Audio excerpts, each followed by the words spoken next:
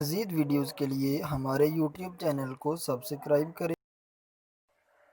अस्सलाम वालेकुम वरहमतुल्लाह। इस वीडियो में हम पीरियोडिक वेव्स ये टॉपिक पढ़ेंगे। अब पीरियोडिक का मीनिंग क्या है कि एक पैटर्न में, एक अरेंजमेंट में जो वेव्स ट्रेवल करें उनको पीरियोडिक वेव्स कहते हैं। डिफाइन कर लेते हैं। The waves which are produced due to continuous regular and rhythmic disturbances in a medium are called periodic waves.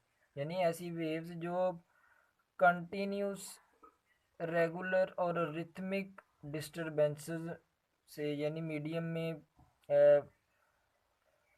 Produce करें, वो डिस्टरबेंस क्रिएट करें, कंटिन्यूस डिस्टरबेंस क्रिएट करें मीडियम में, रेगुलर डिस्टरबेंस क्रिएट करें मीडियम में, उन वेव्स को कहते हैं पीरियोडिक वेव्स। कैसे? मैंने एग्जांपल में मैथ स्प्रिंग सिस्टम की एग्जांपल ली है। जब इसको राइट साइड को डिस्प्लेस करके छोड़ेंगे, ये टुवर्ड्स मेन पोजीशन ऐसे मूव करेगा, वाइब्रेट करेगा ये।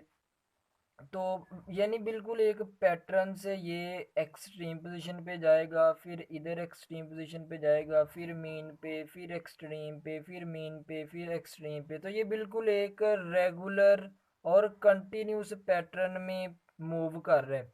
तो ऐसी वेव्स जो मीडियम में डिस्टरबेंस क्रिएट करें, बिल्कुल कंटिन्यूस और रेगुलर डिस्टरबेंस क्रिएट करें मीडियम में, उन वेव्स को क्या कह रहे हैं? Periodic waves. यानी एक पैटर्न में मूव कर रही हूँ मीडियम में, एक पैटर्न में चेंज ला रही हूँ किसी मीडियम में, एयर कह लो, ऐसी वेव्स को क्या कहते हैं? Periodic waves. एग्जांपल में हमने मैथ स्प्रिंग सिस्टम की एग्जांपल ली।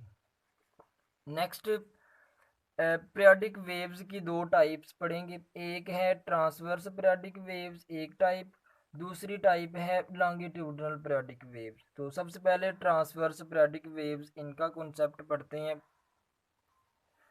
फर्स्टली हमने ट्रांसवर्स वेव्स क्रिएट की कैसे?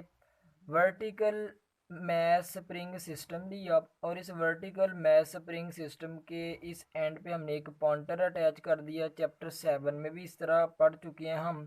जब पॉइंटर अटैच किया एक पेज के ऊपर, इस तरह की हमने वेव्स प्रोड्यूस कर ली। पेज को इधर को खींचा, इस बॉडी को नीचे को खींच के छोड़ दिया, जैसे वाइब्रेट की मेन पोजीशन के अबाउट हमने इधर को पेज को खींचा, इस तरह की वेव्स बनी उस पेज के ऊपर। तो ये वेव्स हमें पता है कि ट्रांसवर्स वेव्स होती हैं, जिनमें मीडियम के पार्टिकल्स वेव की मोशन के परपेंडिकुलर मूव करें। ट्रांसवर्स वेव्स हमने क्रिएट कर ली। ट्रांसवर्स वेव्स में कुछ टर्म्स हैं। क्रेस्ट क्या होता है, ट्रफ क्या होता है, नोड, एंटी नोड, ये प्रीवियस लेक्चर में पढ़ चुके हैं। एक चीज़ छोड़ गए थे उधर, वेवलेंथ। वेवलेंथ को हम इधर डिफाइन कर लेते हैं। वेवलेंथ क्या है? टू कंजेक्टिव क्रेस्ट या टू कंजेक्टिव ट्रफ्स के बिटवीन डिस्टेंस को वेवलेंथ कहते हैं।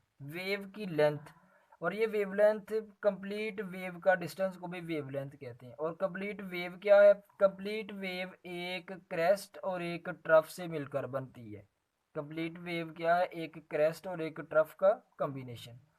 कंप्लीट वेव का डिस्टेंस भी लैम्डा होता है। दो कंजेक्टिव क्रेस्ट के बिटवीन डिस्टेंस भी लैम्डा, ट्रफ के बिटवीन डिस्टेंस भी लैम्डा, कंप्लीट वेव का डिस्टेंस भी वेव लेंथ। क्यों वेव लेंथ कहते हैं? क्योंकि कंप्लीट वेव का वेव की लेंथ होती है। इसको डिनोट करते हैं लैम्डा से, LAMBDA, लैम्डा। ये ABC हमारी ब्रिटिश लैंग्वेज में नहीं है, ये ग्रीक लेटर है। लैम्डा वेवलेंथ को रिप्रेजेंट करने के लिए इसके यूनिट मीटर होते हैं और इसकी डायमेंशन L होगी। डिफाइन आएगी मैक्सी एम्पलीट्यूड की। एम्पलीट्यूड क्या होता है? ये चैप्टर 7 में भी डिफाइन कर चुके हैं। Maximum displacement from main position. ये हमारी मेन पोजीशन है इस फिगर में, इस ट्रांसवर्स वेव में ये मेन पोजीशन है, ये भी एक्सट्रीम पोजीशन, ये भी एक्सट्रीम पोजीशन। तो मेन पोजीशन से मैक्सिमम डिस्प्लेसमेंट, इसको हम क्या कहते हैं? एम्पलीट्यूड ए से रिप्रेजेंट किया हुआ है। एम्पलीट्यूड को डिफाइन कर दिया। अब नेक्स्ट हम इस वेव की स्पीड कैलकुलेट करेंगे। वेव की स्पीड कैलकुलेट करेंगे और वेव इक्वेशन देखेंगे। ठीक है, वेव स्पीड वाला टॉपिक जो है ये इधर से शुरू होगा और इधर तक ख़त्म हो जाएगा। ये वेव इक्वेशन है v is equal to F lambda. जैसे आइंस्टाइन की मैथ एनर्जी इक्वेशन है E is equal to M C square. जैसे प्लांक्स इक्वेशन है E is equal to H F. तो इसी तरह ये भी इक्वेशन है वेव इक्वेशन, इसको कहेंगे v is equal to F lambda. इसको प्रूव करेंगे। इससे पहले एमसीक्यूज उनको समझ लेते हैं। ये मैंने एक ट्रांसवर्स वेव बनाई है।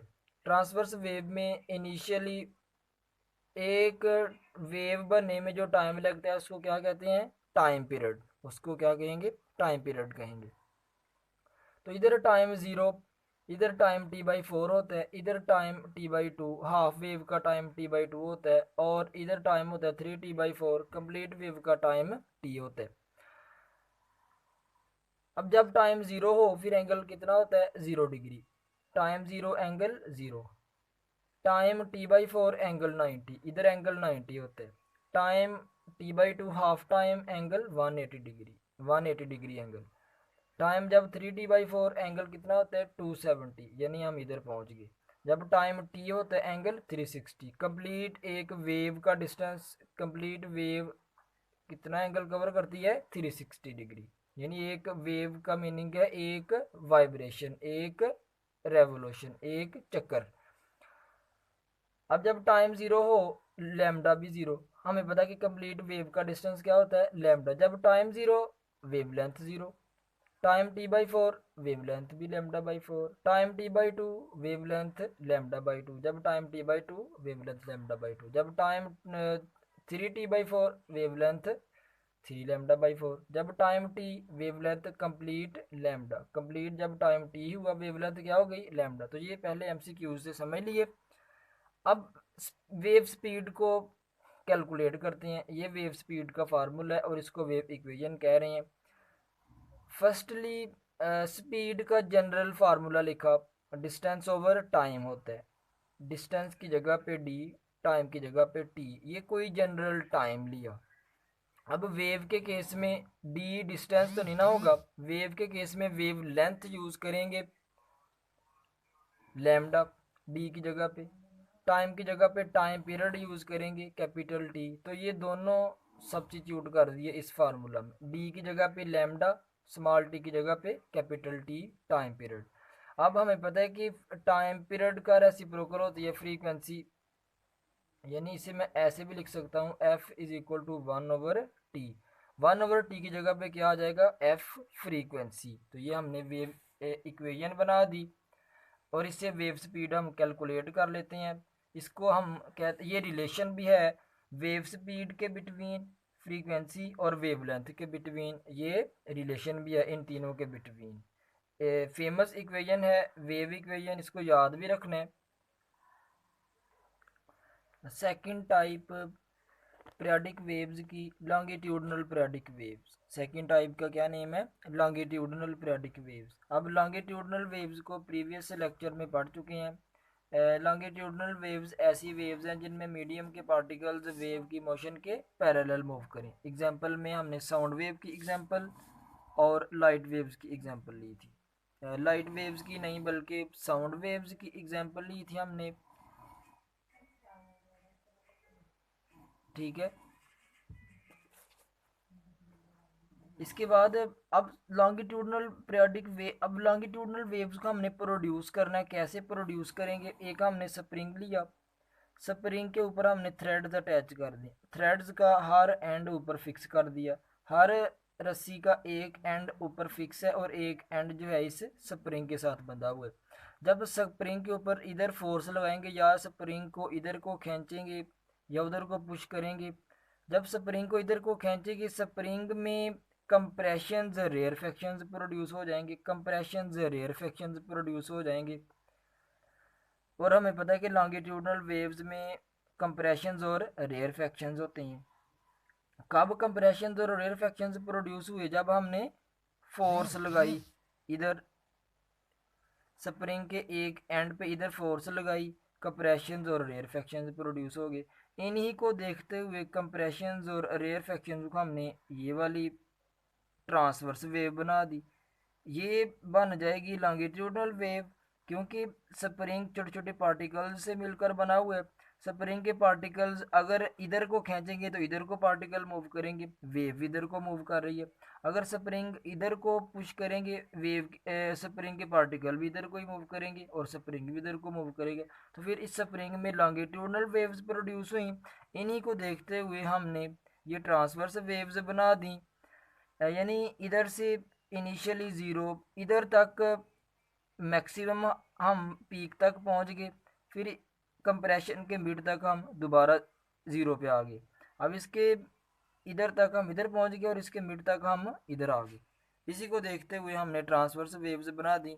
और लॉन्गिट्यूडनल वेव्स के केस में दो कंप्रेशंस के बिटवीन डिस्टेंस, इसको भी लैम्डा कहते हैं, और दो रेयर फ्रैक्शंस के बिटवीन डिस्टेंस को भी लैम्डा कहते हैं। तो ये हमारा टॉपिक था पीरियोडिक वेव्स। अल्लाह हाफ़िज़।